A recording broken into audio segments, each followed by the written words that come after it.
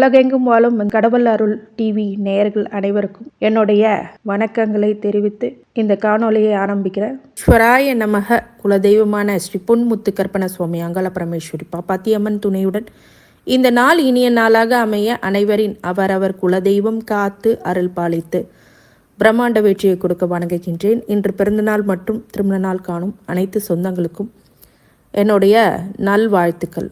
இந்த குரு வக்ர நிவர்த்தி, பொதுவாகவே குரு வக்ர நிவர்த்தி, குருவை பற்றி நிறைய பேர் சொல்லிட்டாங்க. நான் இன்னும் சொன்னால் போர் அடிக்கிற மாதிரி தான் இருக்கும் உங்களுக்கு. ஆனால் குரு பகவான் என்னென்ன கொடுப்பாரு அப்படின்னா சுபிட்சத்தை கொடுப்பாரு, பார்க்குற பார்வை மூலயமா பலனை கொடுப்பார். ஷார்ட்டாக சொல்லணுன்னா, ஸ்வீட்டாக சொல்லணுன்னா அப்படி தான் சொல்லணும்.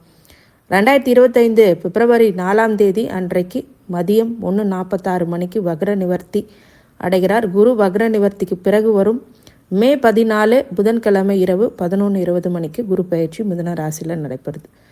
இந்த குரு பயிற்சி 2025 மே மாதம் குரு பயிற்சிக்கு பிறகு மிதுன ராசியில் சுமார் 6 மாதம் சஞ்சரித்து அப்புறம் அக்டோபர் 18ஆம் தேதி அதிசாரமாக மிதுன ராசியிலேருந்து கடகராசிக்கு நுழைகிறார்.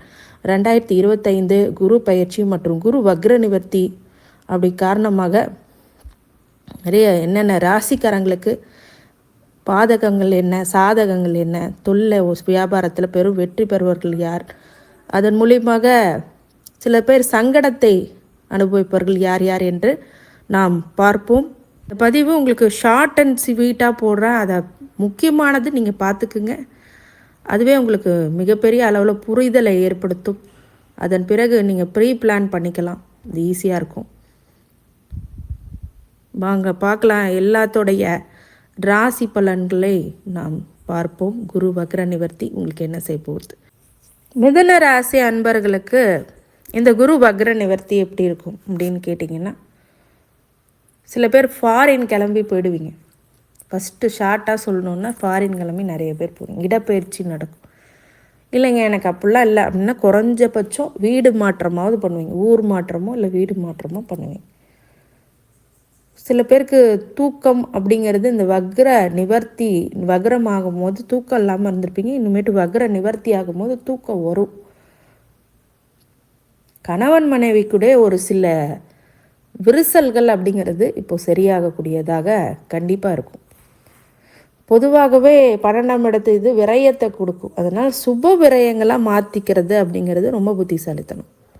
வீடு மனை அப்படிங்கிறதெல்லாம் காசை போட்டிங்க அப்படின்னா பன்மடங்கு அந்த இன்வெஸ்ட்மெண்ட்ஸ் அப்படிங்கிறது அதிகரிக்கும். பொன் பொருள் சேர்க்கை அப்படிங்கிறதெல்லாம் ஏற்படும். நிறைய மாற்றங்கள் முன்னேற்றங்கள் உங்கள் வாழ்க்கையில் கொடுத்து சந்தோஷத்தை நிம்மதியை கொடுக்கும்.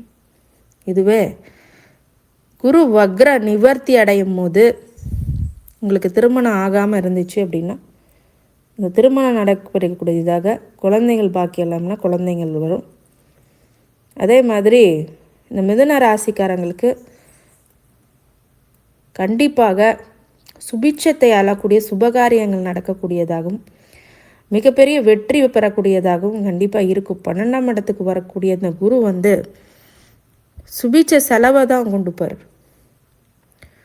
அந்த சுபிட்ச செலவை ஆடையில் போடுறது, ஆபரணங்களில் போடுறது, ஆபரணத்தில் போடும்போது நல்ல இன்வெஸ்ட்மெண்ட்ஸ், லேண்டில் போடுறது ஒரு இன்வெஸ்ட்மெண்ட், அப்படி நிறைய விஷயங்களும் உங்களுக்கு கண்டிப்பாக இந்த மிதுன ராசிக்காரங்களுக்கு கொடுக்கும்.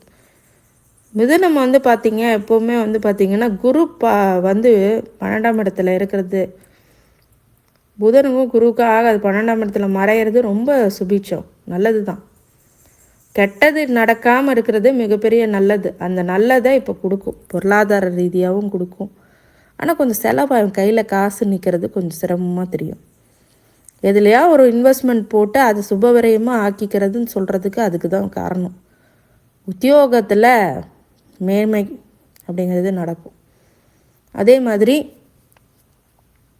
செலவாயிட்டே இருக்குங்க, ஏதேதோ மெடிக்கல் செலவு அது மாதிரி ஆகிட்டுருக்குங்க அப்படின்னா இந்த வக்ர நிவர்த்திக்கு அப்புறம் இந்த ஹாஸ்பிட்டல் செலவு அந்த மாதிரி விஷயங்கள்லாம் கொஞ்சம் கண்ட்ரோல் ஆகும். நிறைய விஷயங்கள் உத்தியோகத்தில் தொழிலில் நல்ல ஏற்றங்கள் இருக்கும். ஆனால் அந்த வரவுக்கு செலவு அப்படிங்கிறது தான் ஏற்பட்டுகிட்டே இருக்கும். அதுதான் கொஞ்சம் கண்ட்ரோல் பண்ணணும். அதே மாதிரி உங்களுடைய உற்றார் உறவினர்களோட வருகை அப்படிங்கிறது மகிழ்ச்சியை கொடுக்கும். வெளிநாடு சென்று படிக்கணும் நினைக்கிறவங்களுக்கு இப்போ டைம் சூப்பர். அதே மாதிரி வெளிநாட்டுக்கு சென்று வேலை செய்யணுன்னா அந்த டைமும் சூப்பர். உங்களுக்கு வெளிநாடு தொடர்புடைய வியாபாரம் உங்களுக்கு நிறைய லாபத்தை கொடுக்கும். ஃபினான்ஷியல் ஸ்டேட்டஸை பொறுத்த வரைக்கும் எவ்வளோ யோசிச்சிங்கன்னா அந்த வருமானம் வரும், அதே அளவுக்கு செலவுகள் இருக்கும். அதே மாதிரி இன்வெஸ்ட்மெண்ட்ஸ் இதெல்லாம் நம்ம சொல்லிட்டோம். அதே மாதிரி கடன் பிரச்சனை எப்போ தீரும்? இப்போ தான் கடனாக புதுசாக வாங்குவீங்க, இதுதான் விஷயம். நிறைய வட்டி போட்டு வாங்குவீங்க, இல்லை வட்டி அதிகமாக கொடுப்பீங்க. இந்த வட்டியை கொடுத்து தான் கொஞ்சம் சங்கடத்தை வாங்கிப்பீங்க. அதனால் அதில் கொஞ்சம் விவரமாக இருந்துட்டீங்க அப்படின்னா பிரச்சனைலாம் பெருசாக வராது. அதே மாதிரி முக்தி பெறக்கூடிய தெய்வ வழிபாடு, சிவனுடைய வழிபாடு அப்படிங்கிறதெல்லாம் இந்த காலகட்டத்தில் உங்களுக்கு அதிகமாகவே இருக்கும். அதே மாதிரி மிதுன ராசிக்காரங்க இந்த ஆசிலேஷன் மைண்டு அடிக்கடி வந்துட்டு போகும். என்னென்ன பிரச்சனை உங்கள் மைண்டில் ஆசிலேஷனில் இருக்குதோ அந்த வக்ர நிவர்த்திக்கு அப்புறம் அந்த ஆசிலேஷன் கொஞ்சம் படிப்படியாக கம்மியாகிட்டே வரும். என்ன முடிவு எடுக்கணும் அது தெளிவாக முடிவெடுப்பீங்க. இந்த மாதிரி ஒரு நல்ல விஷயங்கள் எல்லாம் இந்த குரு வக்ர நிவர்த்திக்கு அப்புறம் மிதுன ராசிக்காரங்களுக்கு இருக்குது. மிதுன ராசிக்காரங்க பொதுவாக இந்த காலகட்டத்தில் ரொம்ப கவனமாகவும் இருக்கணும். எச்சரிக்கை, பொறுமை அப்படிங்கிறதெல்லாம் கையாளணும் அப்படிங்கிறது தான் உண்மையான விஷயம். மிதுன ராசிக்காரங்களுக்கு நல்லது அப்படின்னு சொன்னால் நிறைய சுபகாரியங்களை நடத்தி முடித்து மிகப்பெரிய ஒரு வெற்றி அப்படிங்கிறது காத்து கொண்டு இருக்கிறது அப்படின்னு சொன்னால் அது மிகையாகாது. பொதுவாகவே இந்த மிதுன ராசிக்காரங்க வழிபாடாக தட்சிணாமூர்த்தியை வழிபட பொருளாதார சிக்கல் அப்படிங்கிறது விலகும் ஃபஸ்ட்டு. அதே மாதிரி கல்யாணம் நடக்கும். கல்யாணம் ஆகாதவங்களுக்கு, ரெண்டாவது திருமணத்துக்கு காத்துருக்கிறவங்களுக்கும் திருமணம் ஆகும். குழந்தைங்கள் பிறக்கக்கூடிய யோக பிராப்தம் அப்படிங்கிறது அமையும். வாழ்க வளமுடன். திருச்சிற்றம்பலம்.